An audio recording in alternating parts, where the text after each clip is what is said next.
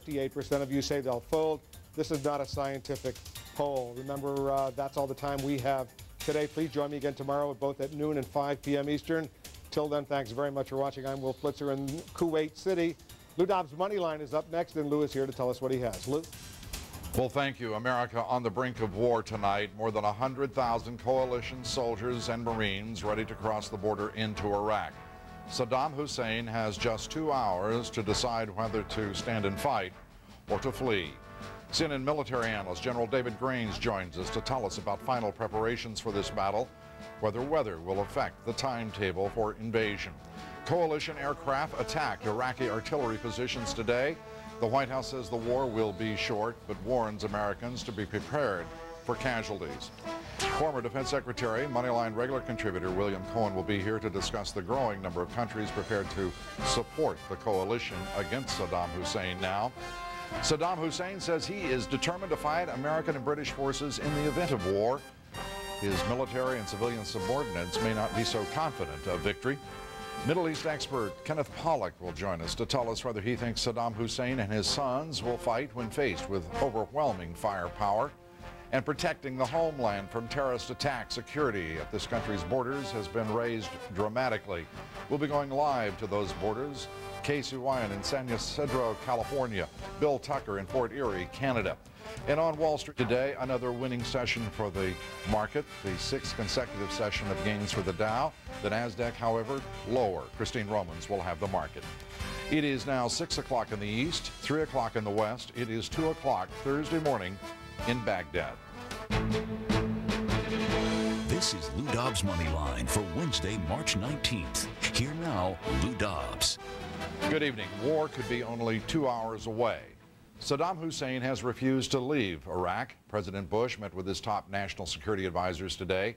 The White House said any war led by U.S. forces will be as short as possible, but it warned Americans to be prepared for loss of life. Senior White House correspondent John King reports. Heading into the morning National Security Council meeting, the question on deadline day, not if, but when to strike. The President will be guided by the best military advice available, and that will help shape his decision.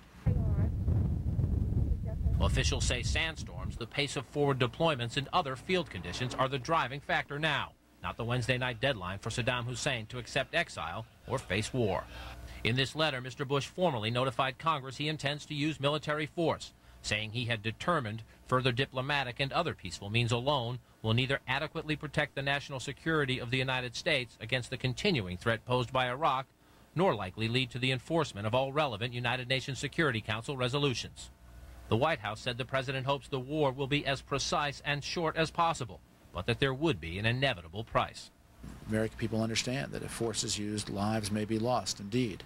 I think there's no question the country understands that.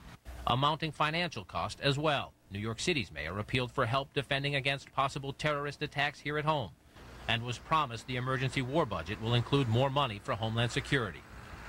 Now, the National Security Team was back at the White House this evening. The war planning sessions now twice a day. That a reflection of the sense of urgency. Senior officials tell us the president's go orders could come at any time now. But as Mr. Bush awaits a recommendation from the Pentagon, we're also told he sees no harm at all, as one aide put it, of leaving the Iraqi military staring up at the sky for a little bit. Lou? John, the White House plan, the president's plan, once the decision is taken to move those troops into Iraq? As soon as the president believes it would not violate operational security, he would deliver an Oval Office address to the American people announcing that hostilities are underway. He will await, of course, as one aide put it, when Iraq knows there's a war underway, then the president will feel safe telling the American people. John, thank you very much. Senior White House correspondent John King. Long columns of coalition troops and vehicles moved up to the Iraqi border today. Coalition aircraft bombed 10 Iraqi artillery positions near the frontier. 17 Iraqi troops surrendered to U.S. forces. Senior Pentagon correspondent Jamie McIntyre has the report. Swirling sandstorms in southern Iraq is one factor sources say could prompt U.S. commanders to wait at least another day before launching the invasion northward. Even before the deadline expired, U.S. jets on no-fly zone patrol struck multiple targets in the south, including 10 Iraqi artillery pieces on the Al-Faw Peninsula capable of firing chemical shells, and a surface-to-surface missile launcher around the Basra area. Both were in range of the 130,000 U.S. troops massing along the Iraqi border. Unlike in 1991, the U.S. already has air superiority over most of Iraq, even before the war starts. We are starting off in a significantly better position as a consequence of the northern and southern no-fly zones, which will enable operations that might not otherwise have been able to commence. Pentagon sources say more airstrikes will be conducted overnight to prepare the battlefield, and U.S. troops may move into the demilitarized zone between Kuwait and Iraq in the next 24 hours. The idea is to break the Iraqi will with a show of force and a barrage of several million leaflets dropped in recent days. The effects that we are trying to create is to make it so apparent and so overwhelming at the very outset of potential military operations that the adversary quickly realizes that there is no real alternative here other than to fight and die or to give up. The front of the leaflets. Now, these leaflets dropped today show give the precise instructions for the Iraqi military to capitulate, is the word they're using at the Pentagon. It tells them to park their vehicles in a manner that's in squares, and then to move away from them at least a kilometer away. Also tells them to stow their artillery, put their weapons down, put white flags on the vehicles. Interestingly, it says that officers can retain their sidearms, but others have to disarm. The basic instructions: stay put, wait for the U.S. military to arrive, don't approach the U.S. military. Already today, 17 Iraqi troops appear to be the first to actually surrender. They crossed the border into Kuwait, were quickly taken into custody by Kuwaiti officials. Lou? Jamie, give us, if you will, your sense of the pace, the atmosphere there at the Pentagon this evening. Well, clearly, we're on the brink of war. There's some feeling at the Pentagon that they want to go as soon as it makes military sense. They don't want to wait too long. On the other hand, there's also a feeling that when they wait, that the pressure builds on the Iraqi military and the Iraqi leadership, and they really want to maximize that pressure, want them to be as nervous, as skittish as possible. They're hoping that that'll help psychologically convince a lot of Iraqi troops to simply give up. Jamie, thank you very much. Jamie McIntyre, senior Pentagon correspondent. Saddam Hussein apparently preparing to make his last stand. Bahrain today offered Saddam Hussein safe exile, but there are no signs he's prepared to accept the offer. Senior international correspondent Nick Robertson is one of the few television correspondents now left in Baghdad, and he has the report. Closed shops and emptying streets.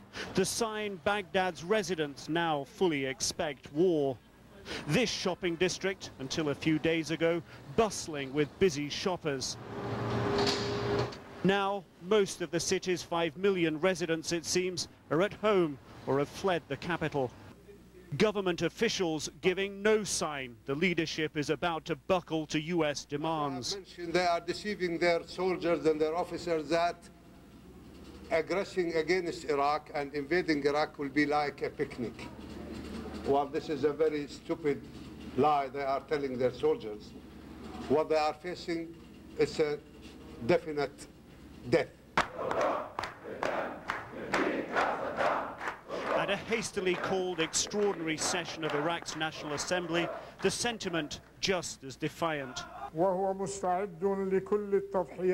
We are ready for all the sacrifices required for the legitimate defense of our land and principles. And the fate of this aggression which they talk about will be the same as before in history.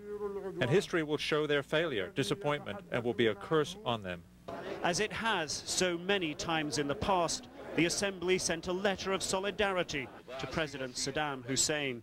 For most here now, the waiting seems to be over. The already visible signs of increasing security, an indication of how the war will begin. Hard to tell at this time how it will end or what the new political landscape may look like. Nick Robertson, CNN, Baghdad.